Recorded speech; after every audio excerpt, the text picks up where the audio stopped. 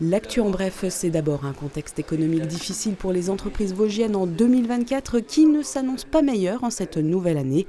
Telle était la teneur principale de l'audience de rentrée du tribunal de commerce d'Épinal vendredi dernier, qui a mis fin après 11 années à la présidence de Jacques Leroy, dont le premier bilan annuel avant de passer le flambeau à Jean-François Barnet a fait état de 316 procédures de redressement judiciaire qui concernent environ 700 emplois, 39% de plus que l'année précédente, dont 221 ont abouti à une liquidation d'entreprise.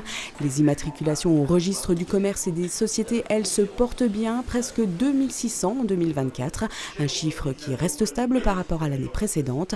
La nouvelle présidence insiste sur le rôle de médiateur du tribunal et invite comme toujours les entreprises qui rencontrent des difficultés à se signaler au plus tôt pour trouver des solutions.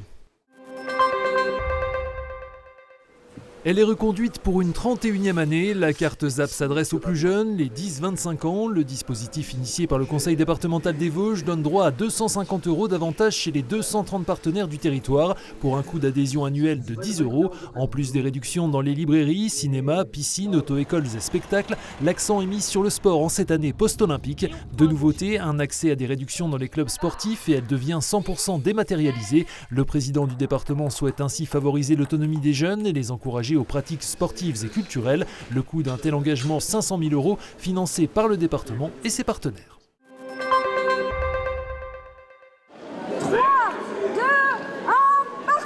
C'est un sport que l'on a l'habitude de voir en extérieur, mais il se pratique aussi en piscine, notamment en période hivernale. En témoigne cette épreuve indoor de slalom organisée dans le bassin olympique Roger Goujon d'Épinal pour la finale du deuxième challenge de Lorraine de kayak.